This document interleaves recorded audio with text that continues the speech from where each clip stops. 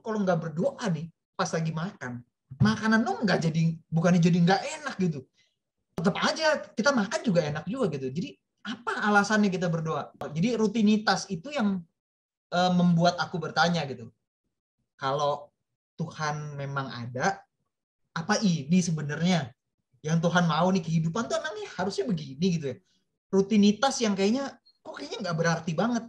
Hampir semua game tuh jualannya tuh pasti ada pemanisnya gitu. Contohnya apa tuh Dimana pemanisnya? pemanis itu kayak kalau ada sosok perempuan tuh pasti perempuan itu yang waduh over tuh di bagian-bagian tubuhnya gitu kan. Itu pengaruh tuh. Jadi setiap kali melihat perempuan tuh kadang yang kita lihat kan bagian tertentu yang itu tuh kan, kok ini ya, itu pengaruh banget gitu. Dan sebagai laki-laki tuh kita punya imajinasi yang tinggi gitu. Sehingga dengan ngelihat gitu, kalau ngelihat di game kan ngelihat lekuk tubuh itu tuh di dunia nyata tuh kebawa gitu kayaknya. Ini nggak beres nih.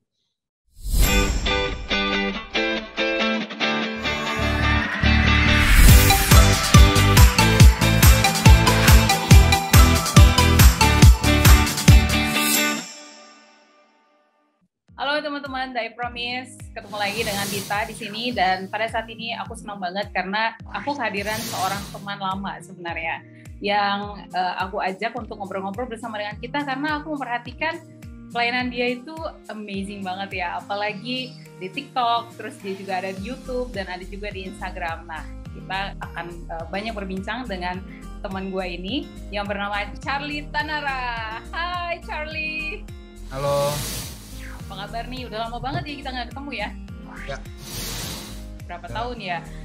The last time yang gue ingat itu, soalnya the last time yang gue ingat itu kan gue ikut di Youth Prayer Bible Camp tuh ya. Terus lu tuh jadi fasilitator di grup gue. Masih inget nggak sih pada waktu itu? Masih inget nggak sih? Cuman aku juga nggak inget sih itu tahun berapa. Gue inget. Ingat ya? Itu kayaknya sekitar 10 tahunan yang lalu gitu. Iya, 10 tahun. 12 tahun kali. 12 tahun ya? 12 tahun. Terus tau gak sih, jadi pertama kali pas gue ngeliat lo, soalnya kan aku ingetnya kita tuh dikasih kayak satu topik per pembahasan ya kalau gak salah ya. Dan namanya fasilitator kan berarti harus sering banget sama grupnya kan. Jadi kayak lu yang ngelit kita, kan soalnya di situ Bible study kan. And then itu pembahasannya mengenai pacaran dengan yang tidak seiman lah kalau gak salah tuh ya. Terus udah gitu kayak, wah itu keren banget sih perdebatannya pada waktu itu di dalam grup-grup. Gak tahu if you still remember. Dan aku mau nanya-nanya nih soal pelayanan kamu, karena beberapa waktu yang lalu kan sebenarnya I Promise Community ini kan pengen banget buat TikTok ya kan.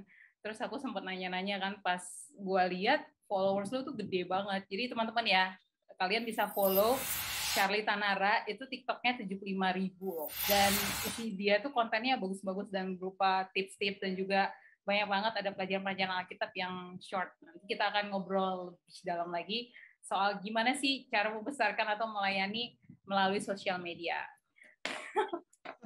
Nah, Char, aku sebenarnya lebih banyak tertarik ingin nanya-nanya soal pengalaman hidup lu sih sebelum masuk ke dunia pelayanan. Gimana sih lu dulu sebelumnya? Apa lu orangnya geek? Soalnya kayak wajah-wajah geek yang nerd gitu kayaknya lu ya.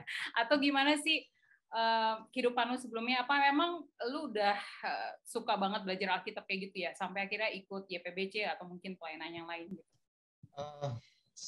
Gue lahir di keluarga Kristen Adventist, dan sebenarnya sih gue dulu nggak begitu tertarik dengan hal-hal rohani ya, walaupun dari kecil ya namanya kalau lagi di gereja kita kan pasti ikut pelayanan, nyanyi gitu kan, terus pelayanan kemana, ke panti asuhan, panti jompo gitu. Tapi itu cuman jadi rutinitas aja sih. Terutama ya setiap ke gereja tuh cuman jadi ya kita datang, pulang gitu. Nggak ada sesuatu yang benar-benar membekas gitu di hati dan pikiran gue. Dan gue selalu ingat tuh setiap kali kalau pergi ke gereja tuh bawaannya nungguin gitu kapan nih kita cepet-cepet pulang dan bisa main lagi gitu. Kayaknya sih itu adalah bagian dari rutinitas aku dulu ya. Jadi kepikirnya ya gitu nggak ada itu sesuatu sampai tahun berapa tuh kayak gitu? I think itu common banget nggak sih bagi orang Kristen yang dengerin khotbah nggak enak, terus kayak mikirnya kapan sih kelar nih pengkhotbah gitu kan? Sampai jadi sampai di bangku kuliah sih begitu. Dan di bangku kuliah kan terutama dulu kuliah tuh lebih waktunya kan lebih absurd kan. Jadi kadang di hari Sabat tuh bisa ada kuliah. Jadi kadang itu bisa jadi sesuatu yang aku lebih pilih itu gitu ketimbang ke gereja yang ya maksudnya ngapain sih gitu kan. Di situ juga cuma duduk-duduk aja dan nunggu jam pulang. Jadi nggak ada sesuatu yang benar-benar berkesan banget sampai pada akhirnya itu justru membuat ya nggak pernah lagi ke gereja gitu. Dan berarti lu sempet nggak pernah ke gereja juga dong ya? Ada lumayan, masanya. lumayan. Apa memang karena lu bosen dengan kehidupan gereja atau apa yang Jadi membuat itu menjadi nggak tertarik buat lo gitu? Salah satu hal yang membuat ada keinginan untuk ke gereja itu kan karena ada teman. Dengan teman, waktu itu ada teman. Cuman ada banyak teman-teman yang seangkatan aku tuh yang akhirnya ya mereka udah pindah sekolah di tempat lain, ke luar negeri segala macam, atau nggak di gereja itu. Jadi ya lama-lama yang seangkatan aku udah nggak ada. Jadi ya nggak ada daya tariknya. Terus waktu udah lama nggak gereja juga nggak ada juga yang nyariin gitu. Karena kan udah gak ada teman kan. Jadi nggak ada yang nyariin, nggak ada yang ngerasa ini gitu. Jadi orang tua nggak marah lu nggak ke gereja? Orang tua tentunya awal-awal sih agak marah. Tapi ya pada akhirnya sampai kapan kan mau di-push terus kan. Apalagi udah cukup dewasa, udah cukup besar ya. Jadi mereka juga cukup ya udahlah kita doain aja. Mereka sih saya tahu sih mereka terus ngedoain gitu. Tapi nggak ada yang bisa membuat saya memilih untuk melakukan itu lagi. Jadi itu cukup lama sih nggak gereja. Dan nggak gereja berarti literally lu benar-benar nggak melakukan ibadah, nggak baca Alkitab, atau lu melakukan hal-hal dunia yang lain ya di hari ibadah itu. Jadi sebenarnya itu gini juga tuh. Jadi ya itu termasuk juga. Dulu tuh even walaupun di angkatan saya ini belum ada nih zamannya HP ada gamenya gitu kan. HP aja mungkin belum masuk kayaknya waktu itu. Tapi saya main gamenya tuh di kertas acara gitu, bikin game gitu, main sama temen nih bikin game. Ya kayak gitu sih. Jadi aku pernah dari sih situ main-main sebenarnya kayak gitu. Mencegah supaya nggak ngantuk. Jadi dari situ pada akhirnya ya semakin begitu udah keluar ya udah jadi nggak masalah lagi. Udah cukup lama dan berdoa juga enggak. Karena buat saya, ini saya takut nih jangan memberikan influence yang buruk. Kadang gini loh maksudnya. Contohnya kita punya makanan nih. Kita kan diajarin gitu kan, sebelum makan berdoa dulu. Kalau kita berdoa dan nggak berdoa sebelum atau sesudah makan, atau contohnya kita nggak berdoa nih pas kita makan, efeknya apa? Makanannya jadi nggak enak. Jadi beracun? Enggak ada gitu, efeknya nggak ada. Dan itu saya sempat kepikir tuh kayak gitu. Sampai saya juga kadang meracuni teman gitu kan. Kalau nggak berdoa nih pas lagi makan, makanan lo bukannya jadi nggak enak gitu. Tetap aja kita makan juga enak juga gitu. Jadi apa alasannya kita berdoa? Dari waktu itu tuh saya bertanya, kadang saya tanya juga sama teman-teman yang saya kenal gitu, yang masih setia di gereja, yang nggak juga bisa memberikan jawaban yang memuaskan saya gitu. Karena ini nih Car gitu, nggak ada juga gitu. Jadi kadang saya pikir dulu tuh saya justru berpikir bukan saya yang tersesat, mereka jangan-jangan yang tersesat gitu. Bahwa yang mereka percaya itu seperti satu dogma yang ya karena orang tua kamu percaya itu makanya kamu lakuin itu. Jadi ya sampai di titik itu sih saya juga cukup banyak masuk di kecanduan terutama di games ya.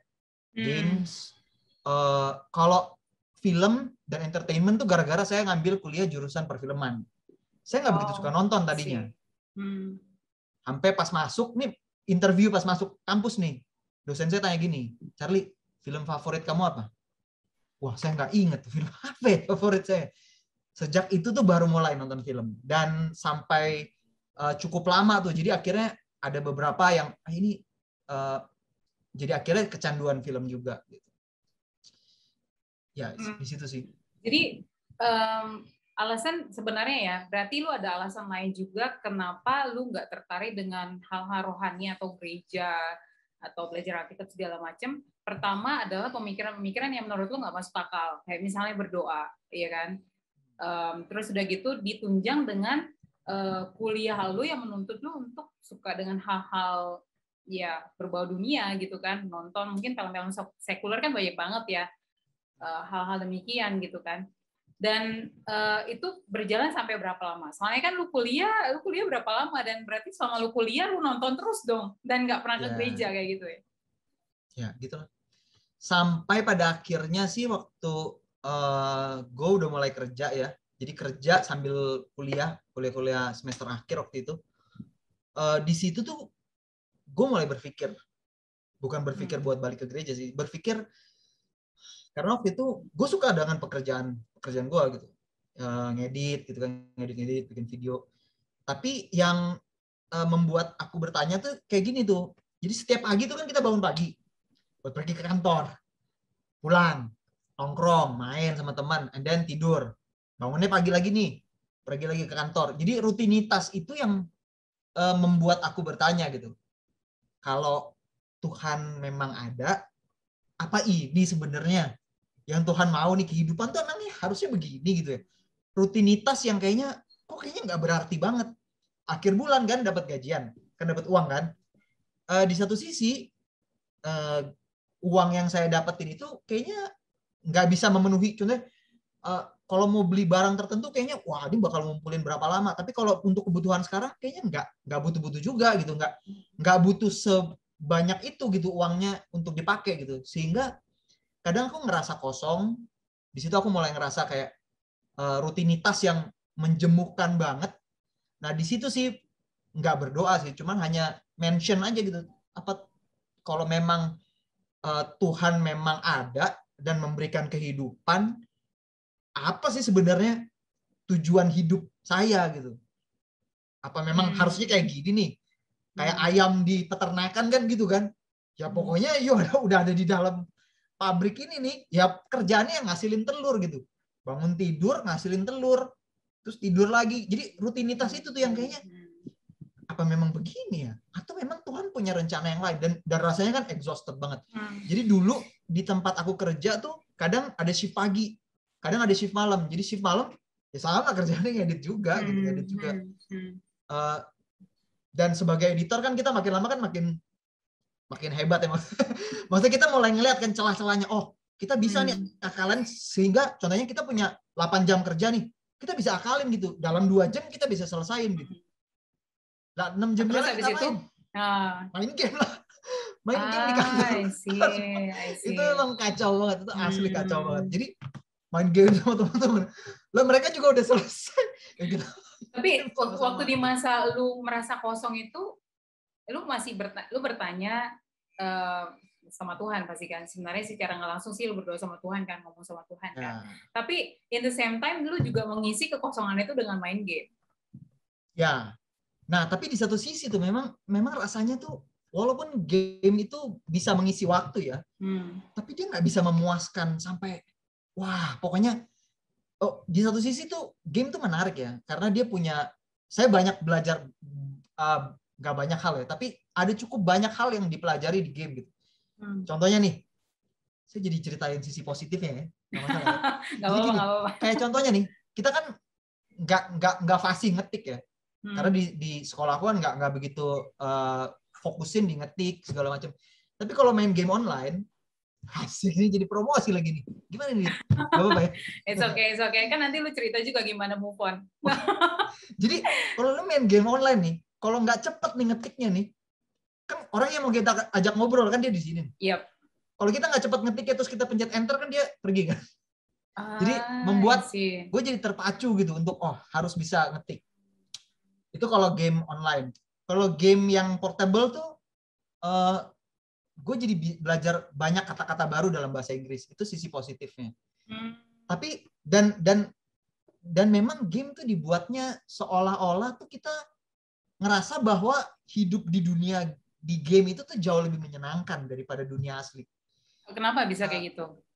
Ya, lebih mudah. Kalau mau ngelakuin apa-apa, contohnya mau potong kayu nih di game. Genre gue tuh bukan game action atau yang genre gue tuh kayak RPG gitu, role playing, adventure Nggak tahu. gitu-gitu. Oh, oke. Jadi Yang bentuknya tembak-tembak gitu nggak ya sih?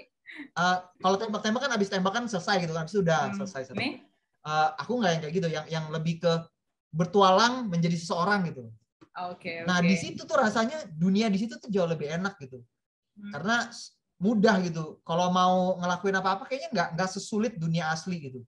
Walaupun rasanya kayak challenge-nya nggak, ini tuh berbeda gitu. Kayak dunia itu di situ bisa lebih cepet. Kayaknya lebih damai gitu di sana ketimbang di dunia asli. Yang kayaknya banyak gitu intrik-intriknya.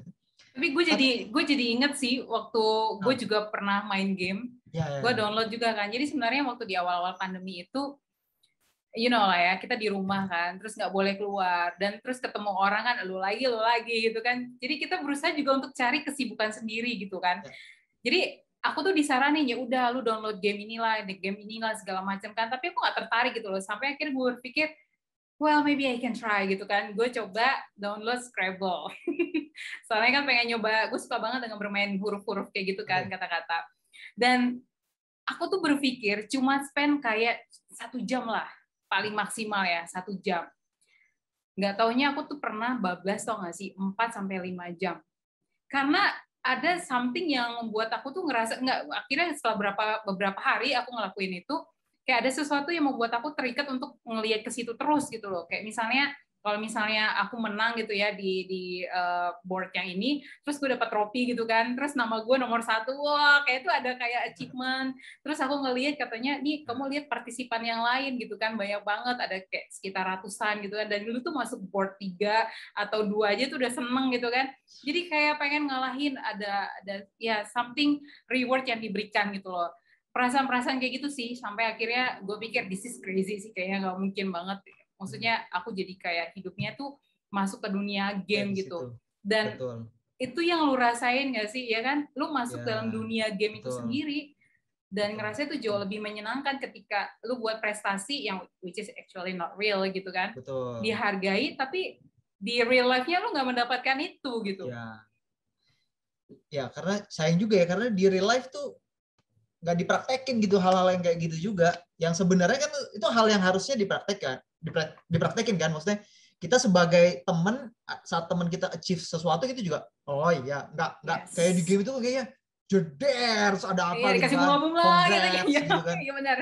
Itu sesuatu yang nggak dipraktekin, makanya kita ngerasa lebih nyaman gitu di dunia itu. Jadi sampai ada tuh pembicara di TED Talk yang bilang kayak gitu tuh, kalau untuk mengatasi masalah kelaparan di dunia, solusinya itu adalah game gitu.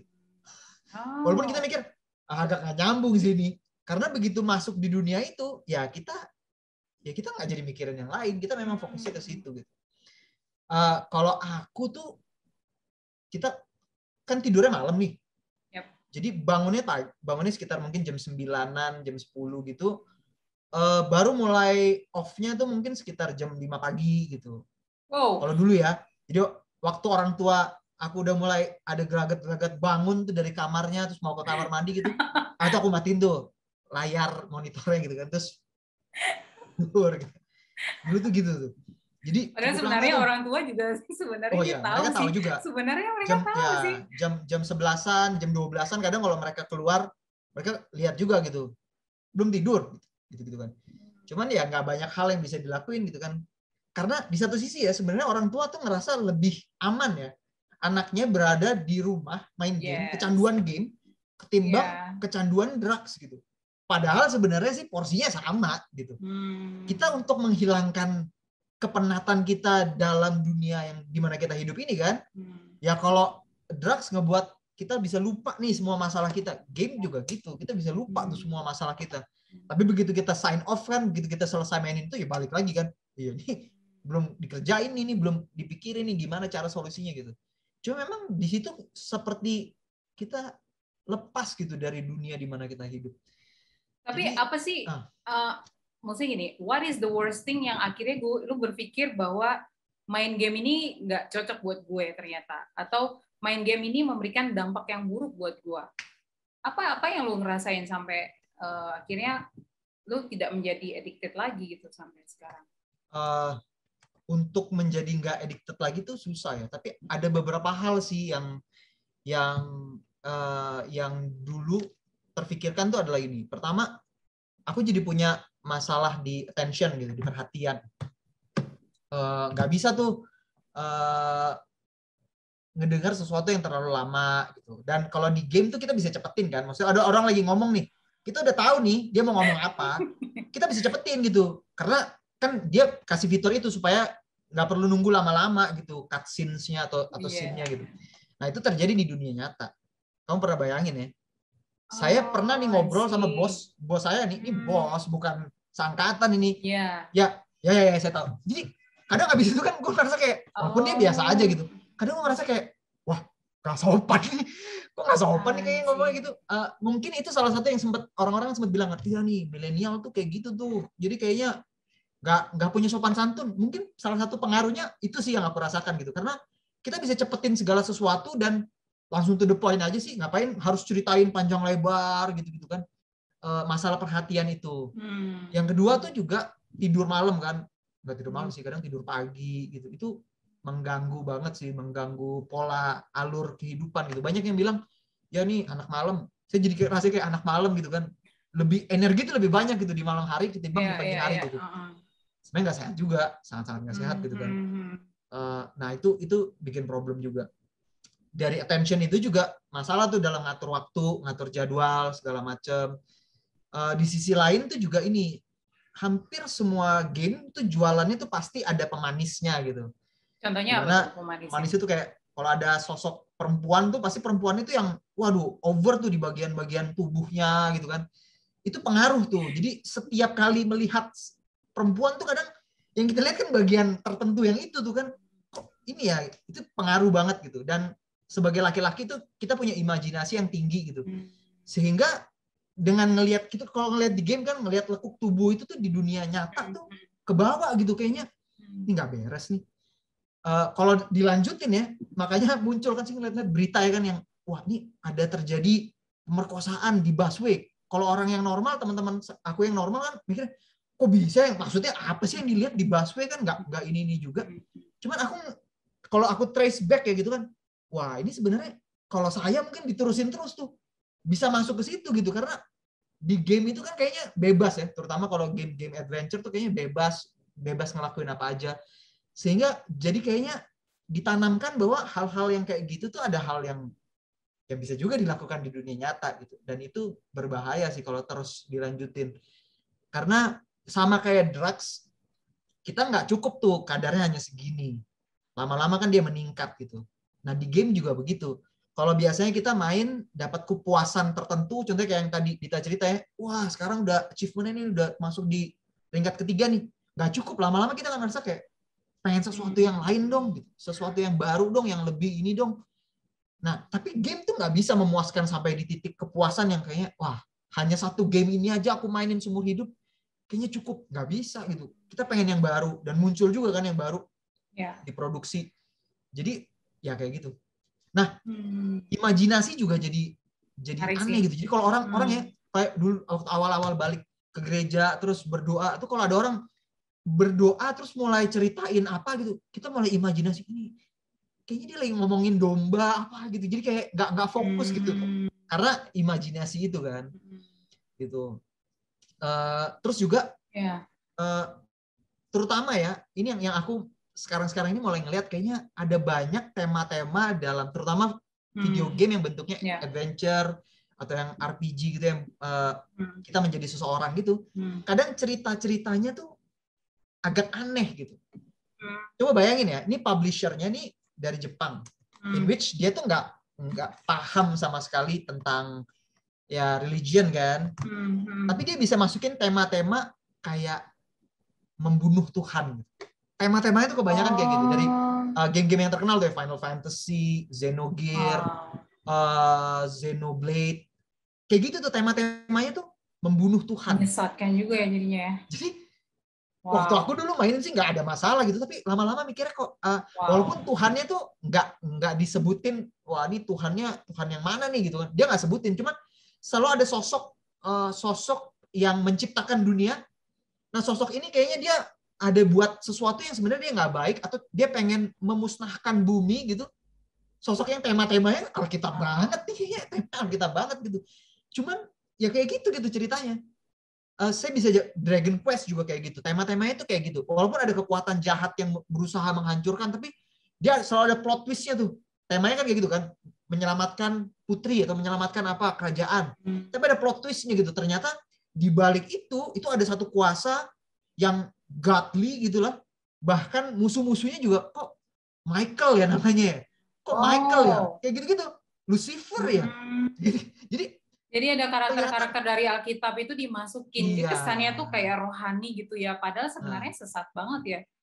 Padahal yang pembuatnya tuh bukan seseorang yang mengetahui Alkitab gitu. Ya, mungkin aja. Artinya kan ada sesuatu yang di belakangnya yang ngebisikin gitu. Bikinnya ini, temanya tuh kayak gini nih gitu. Ada yang tema ini yang Dragon Quest 9 itu temanya mirip banget kayak Alkitab. Jadi ada angel yang jatuh dari langit, jadi dari surga gitu ibaratnya. Dan ini gambaran Lucifer nih. Terus and then dia pada akhirnya balik lagi mendapatkan sayapnya, kembali ke surga, dan ternyata surga itu udah porak-poranda gitu. Terus ternyata Tuhannya itu ibaratnya Tuhannya itu yang ternyata membuat sesuatu yang buruk gitu. Hingga yang karakter utama yang kita mainin ini akhirnya dia ya melawan Tuhan itu. Tema-temanya itu kayak gitu. Gimana menurut kamu kalau misalnya let's say ya, gue adalah seorang Kristen dan gue rajin baca Alkitab, terus gue juga memainkan game itu, tapi gue bisa bilang lah, yang penting kan gue udah tahu kebenaran ya. Kan ini cuma gue senang-senang doang. Apa salah? Salah nggak sih kayak gitu? Kalau menurut aku ya kita sih nggak bisa bilang benar atau salah ya, karena keputusan kan ada di pribadi ya. Tapi kita cuma perlu tahu sih sebenarnya bagaimana apa yang kita lihat kan effects apa ya, berdampak kepada pikiran sih kalau menurut aku sih gitu. Justru aku senang banget gitu ketemu sama teman-teman yang kalau dulu tuh aku ngomongin yang film gitu kayak Snow White kan dia ceritanya gitu kan tujuh kurcaci tinggal sama satu orang wanita yang makan apel. Kalau ceritain kayak gitu kan seru gitu sama teman yang oh iya ya.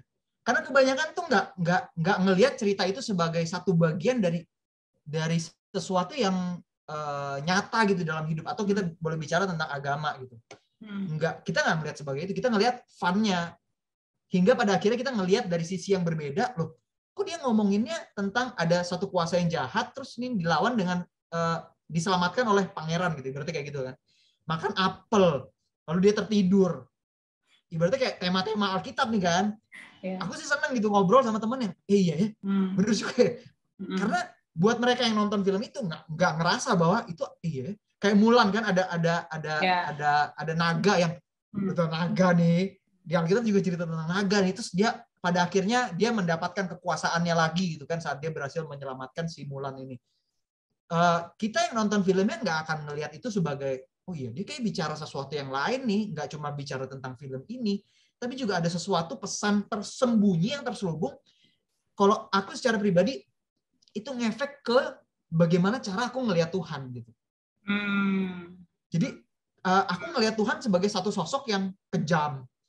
Itu kalau nggak ke gereja, nggak lakukan pelayanan, nggak bikin ini bikin itu, kayaknya ya wah akan dibinasakan gitu. Hampir semua jadi film atau game yang aku lihat kok kayaknya tema-temanya begitu nih, sehingga tanpa sadar aku jadi punya pikiran kayak gitu bahwa iya kayaknya Tuhan tuh agak kejam ya. Di satu sisi ada orang yang akhirnya mengikuti Tuhan karena itu, ya kan? Ada yang akhirnya totally ngerasa bahwa wah ini nggak beres nih, agama yang kita ajarin ini kayaknya nggak beres karena kok kayaknya Tuhan tuh kejam banget, ngapain dia membinasakan bumi? Biarin aja kayak kita tinggal kayak begini gitu.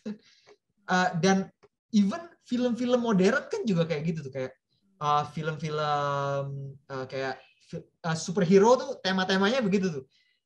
Selalu ada kekuasaan dari luar kayak di film apa tuh yang Thanos itu kan berusaha untuk menghancurkan bumi, memulihkan kembali ke keadaan yang semula gitu. Nah, ini kan yang mau dilakukan sama Tuhan kan. Dia mau memperbaharui bumi ke keadaan yang sempurna gitu. Dimana yang jahat kan dibinasakan gitu. Nah, kayaknya sama nih kayak temanya Alkitab nih. Lah apa bedanya? Di film itu bilang bahwa Thanos itu jahat, berarti Tuhannya juga jahat dong. Jadi ada konsep-konsep yang kayak gitu yang tanpa sadar tuh masuk gitu ke dalam pikiran, sehingga ngelihat Tuhan dan cara Tuhan ngedeal dengan dosa tuh kayaknya nggak masuk akal nih, aneh gitu. tanpa Lo sadar. ngerasa nggak sih kalau sebenarnya itu cara setan untuk membuat umat-umat Tuhan itu jadi lebih tidak mempercayai Alkitab, lebih percaya sesuatu yang lebih atraktif. Karena ada satu kutipan dari seorang pastor yang gue suka banget nonton ya. Jadi dia bilang gini, if you are among flowers, you will smell like flowers. Jadi kalau lu sering berada di antara bunga dan lu akan tercium seperti aroma bunga gitu. Semakin kita sering berada di dalam sesuatu yang menyesatkan, misalnya kayak game atau mungkin doktrin-doktrin dunia ya gitu kan, yang sangat berbeda dengan Alkitab, you will be like them gitu kan, akan menjadi seperti itu. Yang kerap kali, let's say kita bisa bilang label kita sebagai seorang Kristen, no, I'm a Christian, gue tetap Kristen kok, gue tetap ke gereja, tapi sebenarnya secara nggak sadar, kayak tadi Charlie juga bilang, lama-lama tuh alam bawah sadar lu tuh karena akan berpikir ini menjadi satu kebenaran yang sebenarnya tadi enggak, tapi menjadi satu kebenaran karena lu berulang-ulang melakukan atau menerima informasi itu terus, ya nggak sih? Ya, betul. Sampai akhirnya sesuatu yang mengenai belajar Alkitab itu jadi tidak menarik gitu, tidak menjadi sesuatu yang wah gitu loh. Karena ibaratnya kalau itu juga pengaruh tuh, kan ada research-nya juga ke anak-anak.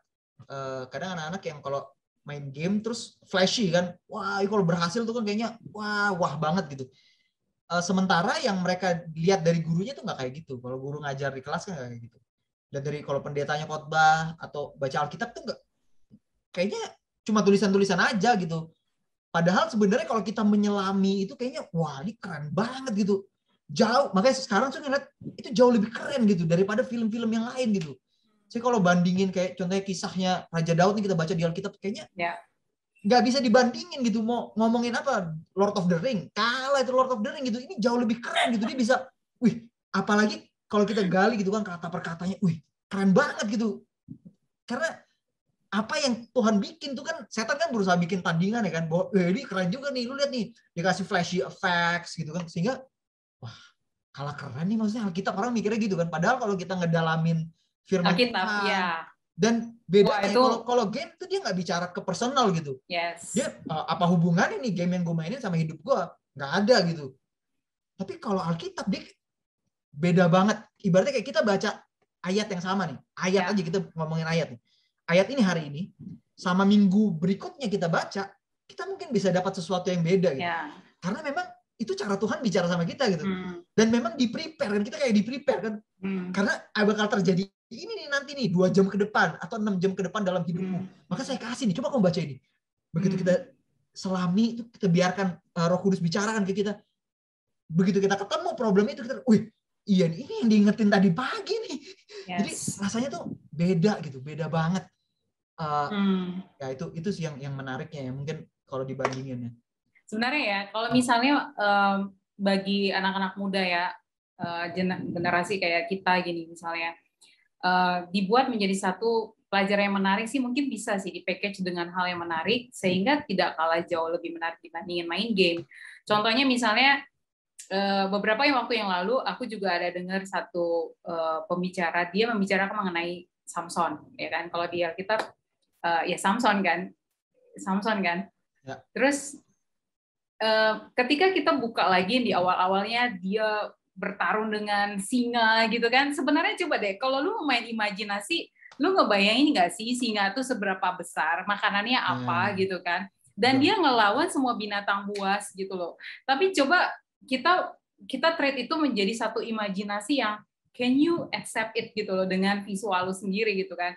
Soalnya kan gue juga orang visual ya. Jadi kadang-kadang tuh kalau misalnya aku baca Alkitab dan itu di luar dari imajinasi aku tuh suka cari di YouTube, ada orang nggak sih yang bikin visualnya gitu kan, either itu misalnya cerita Elisa yang waktu ada kereta musuhnya, terus tiba-tiba kan Elisa ini bilang sama hambanya, ini ada Tuhan yang jaga kita, iya tapi aku nggak bisa lihat gitu kan, akhirnya dia minta Tuhan untuk bukakan matanya dia kan, terus di bayangan gue sebenarnya gue nggak bisa ngebayangin segitu bagaimana dahsyatnya gitu loh visualnya gitu kan, sampai akhirnya ada yang buat gambarnya dan itu keren banget gitu loh. Jadi kuda berapi yang mengelilingi Elisa sama hambanya, dan musuhnya tuh di luarnya dari malaikat-malaikat tentara itu gitu kan. Mungkin bisa jadi dibuat menjadi satu yang lebih atraktif kayak gitu sih. Sebenarnya memang udah banyak sih aku lihat gitu ya. Cuman memang daya tarik dunia ini jauh lebih besar gitu. Dan yang sangat disayangkan adalah ketika anak-anak muda itu mulai teracuni dengan game-game yang dibumbui dengan karakter-karakter Alkitab seakan-akan this is the truth gitu. Ini kebenarannya. Padahal sebenarnya itu adalah penyesatan yang setan lakukan melalui game-game itu, ya kan? Actually sebenarnya Alkitab itu tidak kalah dahsyat loh. Itu keren banget loh. Banyak banget hal-hal yang di luar pikiran kita gitu. Bagaimana Yesus bisa ya melalui Musa gitu kan membelah lautan menjadi kebelah dua tuh bisa nggak sih pakai logika gitu kan? So, memang problemnya kalau kita nonton film, main game kan kita disuapin kan, imajinasi pokoknya gambarnya tuh kayak gini gitu, sehingga kita jadi nggak bisa memikirkan sesuatu yang merenungkan itu gitu, ngebayangin kayak apa ya, karena kita biasa disuapin kan, pokoknya inilah, abis ini gambarnya tuh kayak gini gitu, jadi kayaknya ketidakmampuan untuk berimajinasi atau membayangkan atau membiarkan Tuhan untuk mengisi pikiran kita, ini loh. Saya dulu pernah bikin tuh kayak gini nih, jauh lebih keren daripada film yang kamu nonton di Hollywood itu. Benar banget. Nah, sekarang gue mau nanya nih, gimana? Oke, apa yang mau sampaikan? Salah satu sisi yang lainnya ya adalah ini, game tuh mempengaruhi emosional saya juga sih secara pribadi juga. Di game itu kita ditunjukin bahwa walaupun aku bukan main game fighting ya, maksudnya game yang berantem gitu. Game yang biasa sih petualangan, tapi kekerasan itu adalah salah satu hal solusi pertama tuh itu membentuk aku sih. Jadi emosional itu pengaruh banget. Jadi lebih emosional, terutama ya kalau tidur malam memang jadi gampang emosional. Tapi jalan keluar dari masalah ya itu gitu. Jadi maksudnya lu jadi cepet marah-marah, terus cepet marah. Jadi kalau untuk menyelesaikan masalah tuh ya dengan berdebat gitu. Kalau dia nggak mau denger, ya kita pukul dulu kepalanya gitu. Maksudnya kita lakukan tindakan yang kayaknya kekerasan gitu, dan itu cukup sering sih aku lakukan dulu. Jadi aku ngerasa kayak, wah ini nggak beres nih. Walaupun dulu aku nggak ngelihat, wah ini apakah jangan-jangan karena main game nih, atau memang nggak juga sih. Tapi mulai sekarang nih aku mulai ngeliat kayaknya pengaruhnya tuh dari situ gitu. Gimana kalau mau mendapatkan sesuatu kan, game kan kekerasan gitu kan, pukul apa gitu. Jadi pengaruh ke situ juga. Wow, ngeri juga ya. Soalnya memang gue juga ada lihat sih banyak berita-berita yang akibat games ada yang doing something kriminal kayak gitu ya. Gue serem sih kalau gue bacain di sini. Ada teman saudara aku gitu tuh. Jadi kayak aku sempat cerita tadi kan, kalau drugs itu kan kadarnya juga makin lama makin naik tuh. Jadi excitement-nya memang harus ditambah supaya jadi kadarnya harus ditambah supaya excitement-nya nambah juga gitu. Excitement-nya tetap di posisi itu gitu. Jadi ada game-game yang kekerasan gitu kan, kayak game tut gitu kayak ini, yang kita bisa nembak orang atau ngerampok bank kayak gitu-gitu. Dan ada teman saudara aku yang cobain gitu ngerampok Alfamart pakai pistol-pistolan. Itu masuk berita. Jadi dia bukan cuma satu, setelah satu berhasil, dia coba yang kedua. Dia coba yang ketiga, berhasil semuanya, ditodong begini. Pistol-pistolan ini. Pakai tutupan masker gitu kan, tutup kepalanya segala macam. Dia bukan ngerampok karena butuh duit, bukan. Dia ngerampok karena mau ngejar kadar excitement-nya itu. Nah, itu kalau udah berlebihan tuh, kita akan nyari sesuatu yang lebih gitu, yang apalagi nih yang bisa membuat saya sebahagia itu saat mainin itu. Di game udah nggak bisa puaskan, dia akan lakukan di luar. Makanya tadi aku ceritakan, kalau di game udah nggak bisa memuaskan hasrat seksualnya, orang akan cari ke tempat yang lain. Jadi bahaya banget gitu. Dan itu uang yang dia dapat itu, dia simpan di rumah, dia nggak pakai gitu. Dan dari mana bisa ketahuannya dan bisa ditangkap? Dia naik mobil. Dia ke Alfamart itu naik mobil, kan ada CCTV-nya kan. CCTV, loh, ini mobilnya sama nih kayak yang parkir di warnet yang itu. Didatengin di warnetnya pakai polisi gitu. Datengin, ditangkap. Polisi datang karena kan taunya dia memang bersenjata. Padahal kan tuh mainan gitu kan. Kalau dia nggak angkat tangan dan tiduran segala macam, wah mungkin udah ditembak kali karena dipikirnya tuh senjata beneran gitu. Ini anak remaja atau pemuda atau Pemuda, umur berapa? Pemuda. Mungkin sekitar belasan sih, 18-an. Teenager dong berarti remaja Ya, sebenarnya. ya. Wow, bahaya banget ya. Mungkin sekitar kayak SMA kali ya atau awal-awal kuliah gitu kali ya. Awal-awal ya, mungkin sekitar segitu. Wow. Nah, tapi kan memang nggak semua seberani itu. Kalau sampai seberani itu kan ada juga sekarang kan berita-berita yang kayak gitu. Tapi ada yang nggak seberani itu tapi ya di dalam kan tapi terkubur di situ kan sampai pada akhirnya itu melonjak bisa ngelakuin tindakan kekerasan yang lain gitu. Nah, makanya nggak sedikit juga kisah yang pada akhirnya anaknya udah mulai dewasa kalau dihentikan sama orang tuanya untuk main game mereka bisa melakukan tindakan kekerasan. Dan itu juga terjadi sih sama aku. Kadang rasanya kayak orang tua jadi takut gitu sama anaknya gitu. Jadi kalau kita bicara tuh kayaknya Takut mereka takut kan nggak mau ada diserang atau apa gitu kan. Nah itu problem banget. Jadi efeknya kayaknya cukup banyak gitu yang nggak baiknya gitu dibandingin efek positifnya yang tadi kayak ngetik apa kan bagus bahasa Inggris segala macam. Ya, aku ngerti tuh kayak misalnya ada juga anak remaja ya bilang kenapa sih kamu main game mulu gitu kan? Lah di sini tuh aku bisa banyak belajar bahasa Inggris, tau nggak? Memang sih dia lumayan ya terasa gitu kan bahasa Inggrisnya. Cuman ketika lu tadi paparkan juga efek-efek negatif yang mungkin secara sekarang ini nggak terlalu, maksudnya tidak bisa langsung dilihat resultnya itu pada waktu main game langsung begitu, tapi itu kan bertumpuk terus gitu kan, semakin itu dilakukan terus akan membangun menjadi tabiat yang tidak baik gitu. Dia masuk ke alam bawah sadar kan, kayak tadi yang excitement untuk dipuji bersaing sama orang lain. Yes. Wah, itu kan di bawah sadar kita tuh, kita nggak bisa lihat. Tapi kalau contohnya nih kita achieve sesuatu di dunia nyata dan nggak dapet pujian kayak gitu, kayak yang di game itu, wah tuh keselnya bukan main tuh. Yeah. Keselnya bukan main. Kok kayaknya nggak ada pujian seperti yang di sini kan di jeder itu kayak dipartiin gitu kan kayaknya spotlight di mana-mana gitu. Ya. Begitu di dunia nyata kan nggak kayak gitu. Saat lu berhasil ngelakuin sesuatu orang kan paling cuma ya congrats ya. Tapi itu udah gitu. Nggak ada sesuatu yang apa gitu. Ada makan kek gitu kan, atau apa kek gitu kan. Tapi iya sih seru banget sih memang ketika tahu juga ya bahwa itu memberikan dampak buruk banyak juga sih sama lo secara pribadi ya. Dan kita juga udah dengar banyak banget berita-berita. But then gue jadi curious, apa yang membuat lo sampai akhirnya ketika lo ngerasain turning point-nya tuh pas di bagian yang mananya gitu. Lu ngerasa bahwa lu ngerasain banyak banget efek negatif dari bermain game dan gua mau meninggalkan mungkin let's say kalau kayak lumayan yang ringan-ringan mungkin masih dibolehin kali ya kayak ada anak-anak kecil Candy Crush kayak gitu, is it bad too atau gimana sih? Atau kayak misalnya kan ada juga tuh games-games yang kayak bermain bahasa Inggris Hangman kayak gitu-gitu kan.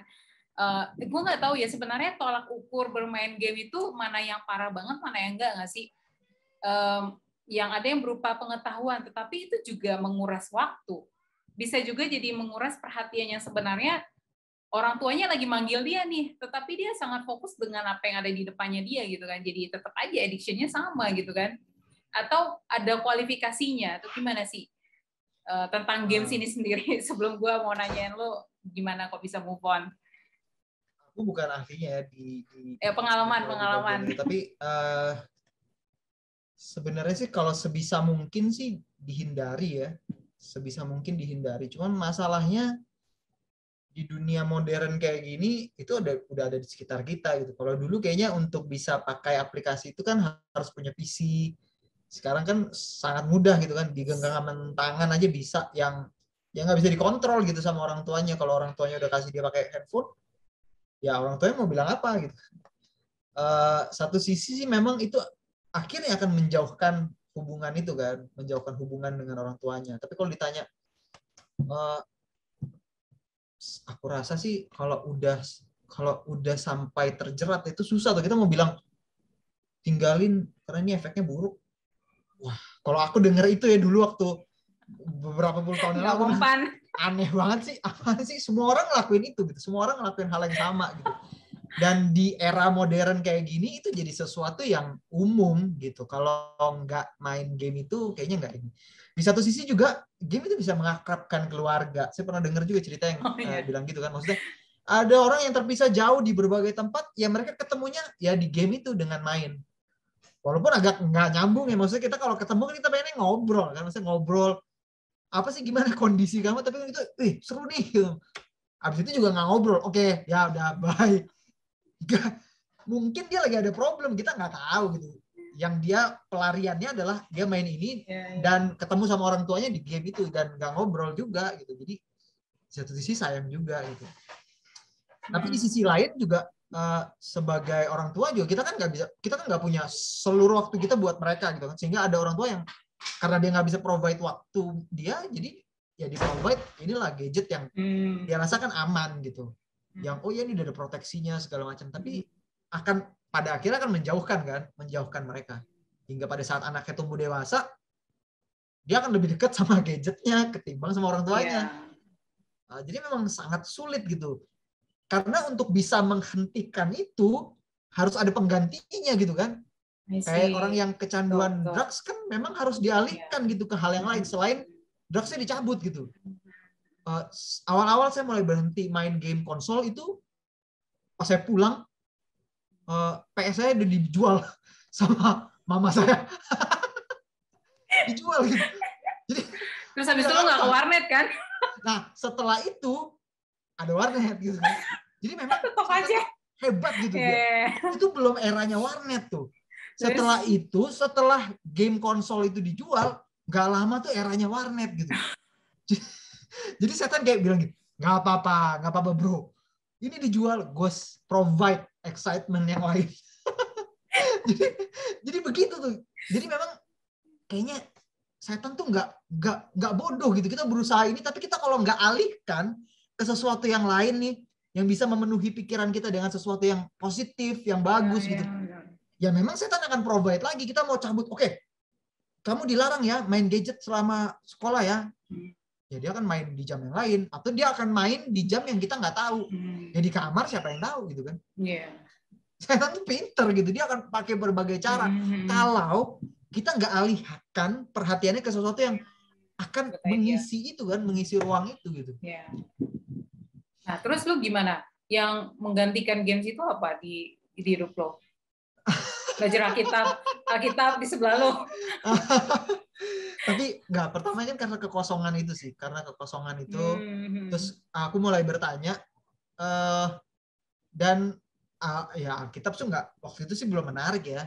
Cuma waktu itu pas waktu itu tuh ada orang yang ngajakin untuk balik lagi ke gereja. Nah waktu itu adalah teman dari mama yang aku jawab iya sih waktu itu juga. Ya karena supaya cepat aja gitu dialognya gitu kan. Ya oke gitu. Terus aku pergi. Tapi pas hari Sabatnya, mama bilang, aku tidur malam kan, memang aku udah planning gitu. Ini tidurnya malam sehingga bangun pagi gue masih teler, mukanya, matanya kan masih gitu kan. Tapi mama bilang, tapi kamu udah janji gitu. Wah, sebagai laki-laki itu sulit ya kalau dibilang kamu udah janji gitu kan. Harus menepati janji kan, laki-laki harus menepati janji. Ya aku mandi dan pikir adalah bakal sama lah seperti beberapa tahun lalu yang aku ke gereja cuma ke gereja aja gitu. Tapi memang aku rasa ya Tuhan tuh bukan kerja di saat itu aja, dia udah kerja udah cukup lama gitu untuk berusaha untuk membuat hati ini tuh jadi lebih lembut gitu. Aku juga keinget gitu beberapa waktu yang lalu, setiap kali kalau aku tidur pagi kan, kalau keluar kan kadang suka ke kamar mandi gitu kan. Karena aku suka dengar gitu kayak pintu kamarnya orang tua aku kan, mereka tidurnya pintunya kebuka. Mama tuh sering doain gitu.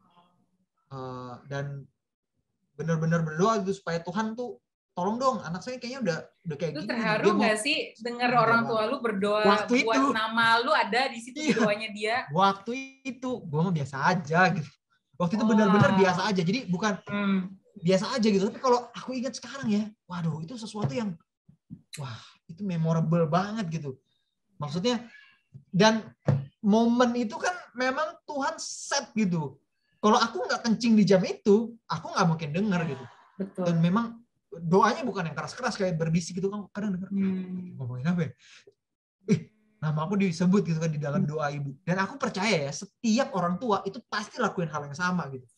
Dan pasti setiap nama-nama gitu tuh disebut gitu sama orang tua. Dan mereka selalu berharap yang terbaik. Saat itu aku ingat mama aku tuh berdoa supaya kayak doanya Hana, mamanya Samuel, supaya Tuhan pakai dia gitu. Aku nggak ada gitu kepikir apa sih yang gue jalanin, kayak apa sih pelayanan kayak nggak masuk lah, nggak ada di dalam list lah gitu kan. Kita pengennya, aku tuh masuk ke sekolah perfilman tuh kan pengen, wah supaya perfilman Indonesia tuh jadi yang terbaik gitu di seluruh dunia, itu pasti gitu kan. Nggak ada gitu di dalam agenda pikiran pelayanan gitu. Nggak tahu kenapa gitu, kayaknya mungkin itu pasti adalah jawaban doa itu. Dan aku yakin Tuhan juga memang udah punya satu pikiran yang sama seperti mama aku gitu. Ya gitu.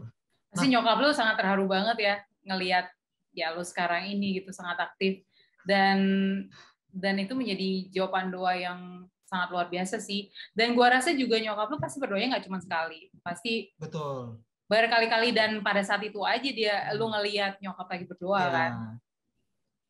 Aku rasa semua orang tua pasti juga ngedoain hal yang sama sih, pasti juga mendoakan setiap anak-anak mereka dan mengharapkan yang terbaik gitu, rencana Tuhan dalam hidup mereka. Ya gitu. Keren. Terus gue mau nanya deh, jadi sejak dari lu ke gereja, terus udah gitu lu keep going atau gimana tuh awalnya? Jadi hari itu tuh benar-benar berbeda banget. Aku ngerasa kayak setiap lagu, setiap kata-kata di lagu itu aku kayak serapi gitu, kayak Roh Kudus tuh bekerja banget ya sama lo ya. Iya, banyak hal-hal yang kayak ada lagu itu kan, mengapa bekerja mencari uang, tapi hati Yesus penuh dan berkat gitu kan, penuh dengan berkat. Nah itu kan yang lagi aku rasain ya sebelumnya gitu. Jadi kayak nih gue kasih jawaban di lewat lagu ini. Seolah-olah Tuhan bicara gitu di situ. Hal-hal yang kayak gitu yang ini. Setiap khotbah yang pada saat itu tuh kayaknya benar-benar masuk gitu ke pikiran aku, membuat aku berpikir gitu. Sampai di acara PA-nya juga kayak gitu. Dan di acara PA lu berarti standby sampai acara sore ya? Seperti biasa kan anak-anak yang itu kan gitu kan, mau nggak mau kan dia di gereja terus kan. Keren banget. Di acara PA itu topik itu tentang bahan bacaan. Agak nggak nyambung buat sih, maksudnya anak-anak buat yang anak-anak lagi muda nonton gitu. Jadi kayaknya boleh. Nggak, gue cuma mau kasih tahu aja buat mereka yang nggak tahu, PA itu berarti sebenarnya acara untuk kepemudaan juga ya teman-teman, di sore hari di gereja. Jadi makanya disebutnya PA. Terus ya, jadi acara itu tentang bahan bacaan gitu, memilih bahan bacaan yang terbaik gitu lah ibaratnya. Ada satu bapak yang dia berdiri, dia kasihkan, ditanyakan komen, kalau menurut bapak apa, biasanya gitu kan, kita anak-anak muda ngobrol and then tanya input dari orang yang lebih tua. Terus bapak ini dia bilang gini, bahan bacaan yang lain tuh banyak yang bagus gitu, tapi dia bilang gini, anak muda tapi jangan lupa di Alkitab juga banyak yang bagus. Ada kitab Mazmur, kitab Amsal, kitab Pengkhotbah gitu loh. Pokoknya endingnya kayak gitu. Malam itu di depan komputer nih, gue nggak jalan komputer, gue buka doang gitu kan, gue buka tuh Pengkhotbah, baca, jadi itu adalah ini kan dari Pengkhotbah, wah anaknya Raja Daud, kalimat-kalimat pertama itu kan memang memorable banget gitu, bahwa segala sesuatu adalah kesia-siaan. Kok dia tahu apa yang lagi gue rasain? Padahal lu lagi jenuh kan, waktu itu kan lu lagi jenuh banget kan. Ya. Dan gue bukan yang nggak tahu Pengkhotbah ini kan Raja Salomo. Waduh, gue ngerasain. So orang yang paling bijak nih ngomong gitu. Ngerasain juga apa yang aku rasain gitu kayak. Padahal dia udah punya semuanya kan. Iya. Ya aku nggak punya semuanya, cuman aku ngerasa settle lah, lu udah ya yang lu butuhin adalah. Nggak dibutuhin gitu. Jadi kayaknya. Nah malam itu tuh aku baca 1 pasal, 2 pasal, 3 pasal, sampai lihat jam tuh kayak, udah jam 1 nih. Udah jam 1 nih. Wow. Tanggung nih sisa beberapa pasal lagi, baca. Sampai pada akhirnya tuh di bagian akhir tuh dia memang nggak kasih konklusi tuh. Jadi aku baca itu karena aku berharap kan, in the end tuh dia bakal bilang, oke, kalau gitu anak muda solusinya tuh gini, kamu harus bikin ini gitu. Kan gampang ya kalau bikin solusi kan. Dia kasih, oke, jadi sebenarnya tuh saya saranin kamu untuk bikin ini gitu. Tapi dia nggak bikin, nggak kasih solusi gitu. Dia cuma bilang bahwa segala sesuatu ada kesia-siaan. And then kamu harus pertimbangkan gitu kan tindakan kamu yang ini dan itu, karena semuanya kan dibawa ke pengadilan. Jadi kok dia nggak kasih solusi ya? Tapi membuat aku jadi berpikir, kalau gitu sebenarnya rencana Tuhan apa ya?